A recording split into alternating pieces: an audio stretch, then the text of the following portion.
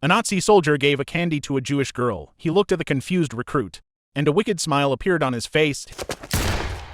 His actions shocked everyone. Even the battle-hardened lieutenant remained silent for a long time. Meanwhile, the Nazi soldier calmly wiped the blood from his face, then he turned and walked away.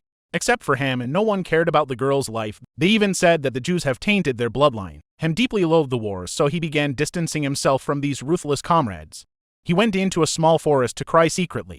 He didn't understand what the little girl had done wrong. Suddenly, he saw a decayed corpse on the ground. He stepped back in fear, but as a Nazi soldier, he had nowhere to escape. That night, Ham stood guard. He smoked constantly to vent his frustration. At that moment, Soviet planes were flying overhead. His comrades told him to put out his cigarette immediately, but Ham, listening to the roar of the planes, took a deep drag. Sure enough, the next second, Soviet bombers dropped several bombs.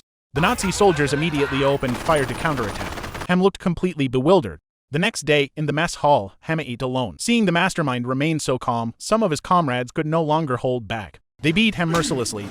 The brutal military life of war gradually wore down Ham's kindness. One day, the German army was crossing a swampy area. Suddenly, one soldier stepped on a landmine. The soldiers realized they had entered a minefield. Will instructed the soldiers to stay calm, told the others to retreat, and ordered Ham to leave.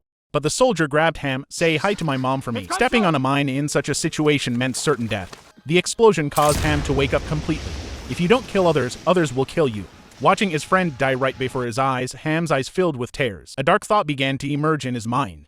They had to cross this minefield within 6 weeks or they would freeze to death. But if they forced their way through, they would lose at least a third of their comrades. At that moment, Ham asked, "Why should we send our own people ahead?" Indeed, why should their comrades take the risk? Others agreed as well. Having experienced war, Ham was no longer the compassionate soldier he once was. So they forced the villagers to go first at gunpoint. The soldiers followed behind them.